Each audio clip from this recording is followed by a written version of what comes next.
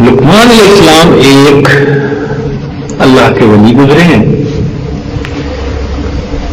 ظاہر رنگ کے کالے تھے مگر اللہ کے ہاں بڑے مقام والے تھے، حبشی تھے۔ میری ان کی بستی کے لوگوں سے ملاقات ہوئی، جس بستی میں وہ رہتے تھے، وہ شہر ابھی تک ہوگا اسی نام کے ساتھ۔ بہرحال وہ حبشی تھے، یعنی کالے تھے رنگ کے۔ وہ اپنے بچے کو نصیحتیں کرتے تھے اور ان کی نصیحتیں اللہ تعالیٰ کو اتنی اچھی لگی کہ سورت لقمان اور اس میں ان کی بچے کو نصیحتوں کو قرآن مجید کا حصہ بنا دیا۔ اتنی اللہ کو پسند ہوتی ہیں وہ چیزیں۔ انہوں نے اپنے بچے کو ہزاروں نصیحتیں کی، بعض کتابوں میں تو 6000 لکھی ہوئی ہیں، بعض میں 4000 لکھی ہوئی ہیں۔ چلو 4000 سمجھ لیتے ہیں مثال کے طور پر۔ تو ایک موقع پر انہوں نے اپنے بچے سے ایک بات کی جو آج آپ کو سنانی ہے۔ فرمان لگے کہ بیٹے، میں نے 4000 نصیحتوں میں سے 4 کو تمہارے لیے چن لیا۔ کیوں جی؟ کتنے میں سے کتنے کو چن لیا؟ 4000 میں سے 4 باتوں کو تمہارے لیے چن لیا، وہ میری سب نصیحتوں کا لب لباب ہے۔ تو بھئی اہم باتیں ہوں گی نا۔ تو بیٹے نے پوچھا کہ ابو وہ کون سی؟ فرمایا احفظ 40 فی 40۔ 4 موقعوں پر 4 چیزوں کی حفاظت کرنا، 4 موقعوں پر 4 چیزوں کی حفاظت کرنا بیٹے۔ پہلی بات فرمایا احفظ عینیک فی بیوت الناس، جب لوگوں کے گھروں میں جاؤ تو اپنی آنکھوں کی حفاظت کرنا۔ یہ اس دور کے حساب سے کہا گیا، کیونکہ اس دور میں جب لوگ آتے جاتے تھے کسی کے ہاں مہمان، تو اس آنے جانے میں بے پردگی کا بھی ڈر رہتا تھا۔ آج کل کے دور میں کہیں گے کہ نظر اٹھاتے ہوئے نظر کا خیال رکھنا، کیونکہ آج تو گلی میں بازار میں جہاں کہیں نظر اٹھے گی تو خطرہ ہے کہ آگے سے کہیں غیر محرم بھی نہ سامنے ہو۔ تو مقصد کیا تھا کہ اپنی نگاہوں کی حفاظت کرنا۔ یہ آج کل کے نوجوانوں کے لیے ایک بہت بڑی نصیحت ہے۔ اب مدارس کی طلباء پتہ کیا کرتے ہیں کہ سارا دن تو مدرسے میں رہے بند، عصر کے وقت یہ ایسے نکلتے ہیں جیسے بکریوں کو باندھا ہے نا کسی نے اور چھوڑ دیں تو وہ بھاگتی ہیں، یہ بھی بازاروں کی طرف بھاگتے ہیں۔ ان کا پھر مدرسے میں دل نہیں لگتا،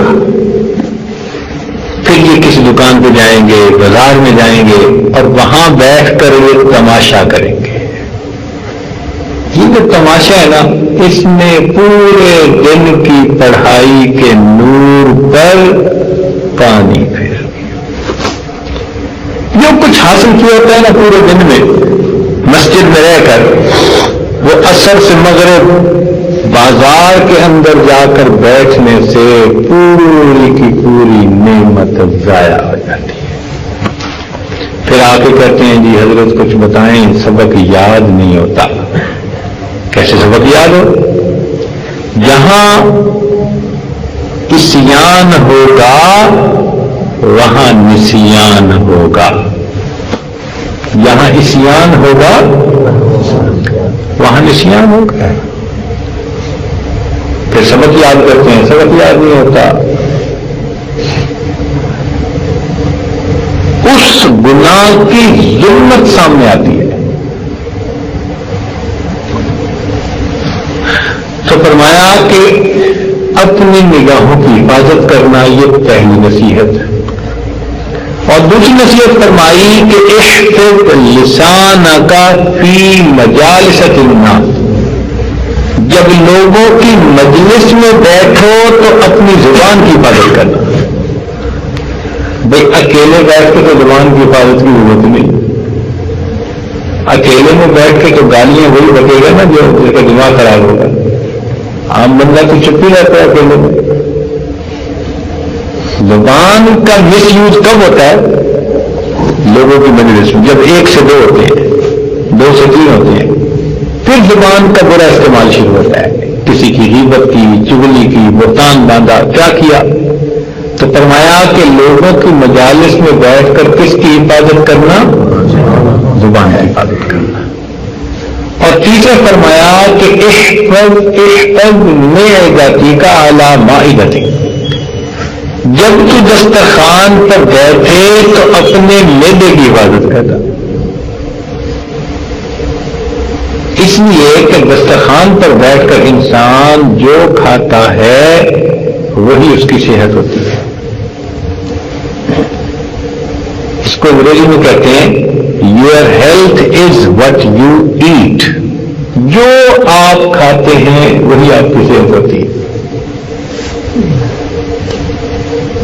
اور آج کل کے نوجوانوں کو تو کھانا اچھا نہیں لگتا، ان کو فاسٹ فوڈ اچھا لگتا ہے. چپس کھائیں گے، پتہ نہیں کیا کیا الٹی سیدھی چیزیں بن گئی ہیں نئے دور کی. یا اللہ، اگر روٹی سالن دونوں تو وہ اچھا نہیں لگتا. یہ کہیں گے ہمیں پوٹیٹو چپس لے کے دیں. اور نئے نئے کھانوں کے ہمیں نام ہی نہیں آتے، پرانے دماغ کے بنے ہمیں نام بھی نہیں آتے. کیا کیا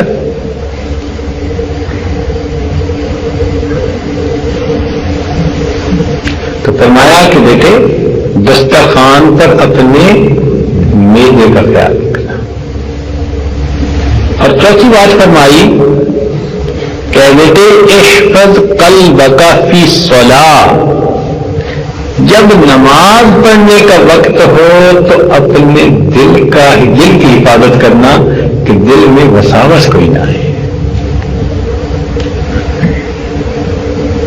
اور واقعی جب بندہ نماز پڑھنے کھڑا ہوتا ہے نا تو ایسی ایسی باتیں یاد آتی ہیں جو آگے مجھ سے یاد ہی نہیں آ سکتی.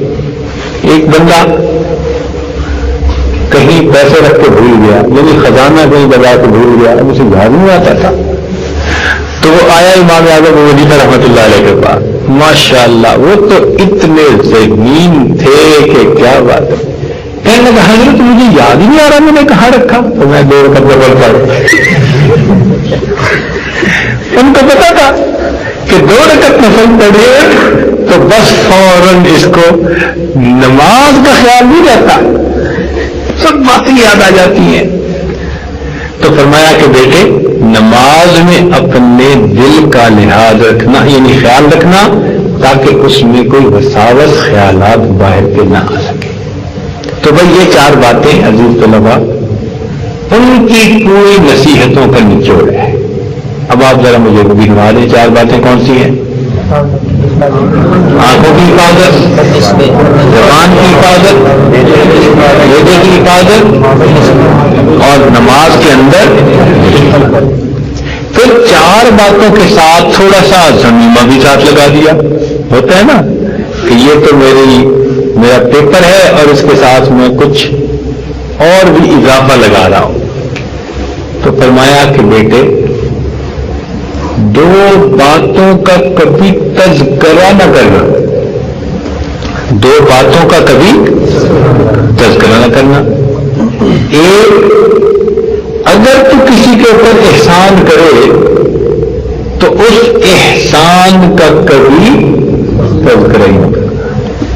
اور دوسرا، اگر کوئی تیرے ساتھ برائی کرے تو اس برائی کا کبھی، یعنی اللہ کے لیے معاف کر دینا. جب اللہ کے لیے معاف کر دو گے تو تم اس کا تذکرہ ہی نہیں کرو گے. تو 2 چیزوں کا تذکرہ نہ کرنا. کون سی 2 چیزیں؟ ہاں بھائی کرا.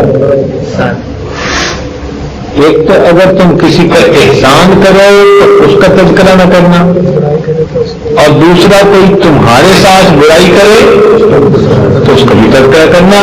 اور فرمایا کہ دو چیزوں کو کبھی بھی نہ بھولنا، دو چیزوں کو یاد نہ کرنا اور دو چیزوں کو اتنا یاد کرنا کہ دو چیزوں کو کبھی بھی نہ بھولنا۔ اس نے کہا جی کون سی؟ فرمایا ایک اپنے رب کو کبھی نہ بھولنا اور دوسرا اپنی موت کو کبھی نہ بھولنا۔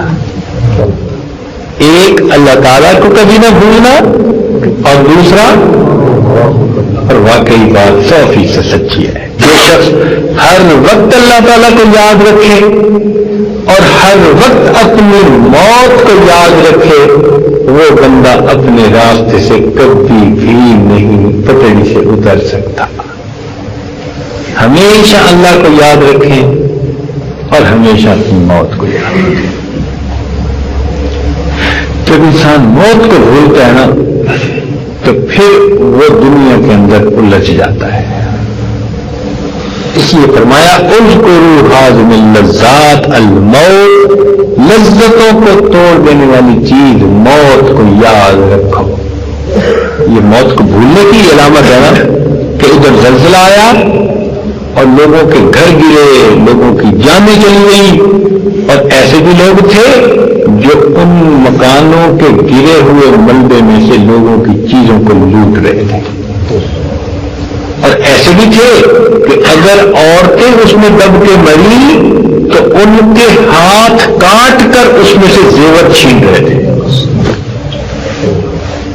اب یہ واقعہ پتہ نہیں کہاں تک سچا اللہ جانے، لیکن مجھے ہمارے ایک دوست ہیں پروفیسر نصیر صاحب، انہوں نے سنایا کہ لگے ایک بس جا رہی تھی، ایک آدمی نے جو دیکھا تو اس کو نیچے ایک سانپ پڑا نظر آیا بس کے اندر، تو اس نے کنڈکٹر کو کہا سانپ سانپ۔ کنڈکٹر نے اس سانپ کو پکڑ کے جو کھڑکی تھی اس سے نیچے پھینکا، تو کہتے ہیں کہ ساتھ ہی ایک سکوٹر پہ نوجوان جا رہا تھا، وہ سانپ اس سکوٹر والے کے جسم پہ جا کے لگا اور اس میں سے کاٹا، جب کاٹا تو سکوٹر والا گرا اور مرا۔ جب پولیس نے آ کر اس بندے کو دیکھا تو اس کے سکوٹر کے پیچھے ایک کوئی چیز بنی ہوئی تھی، ایک جیسے کچھ چیز یا بریف کے جو مرضی سمجھ لو، اس کو جب کھول کر دیکھا تو زلزلے میں جو عورتیں دب کر مر گئیں ان کے ہاتھوں کو کاٹ کر لایا تھا جن میں چوڑیاں انگوٹھیاں پہنی ہوئی تھیں، اور ان کو لے کے جا رہا تھا۔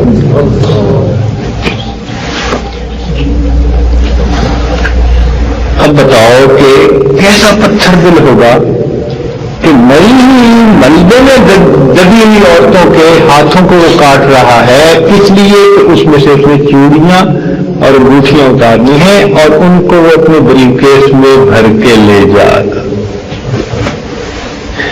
جب انسان اپنی موت کو بھول جاتا ہے تب وہ اس قسم کی حرکتیں کرتا ہے۔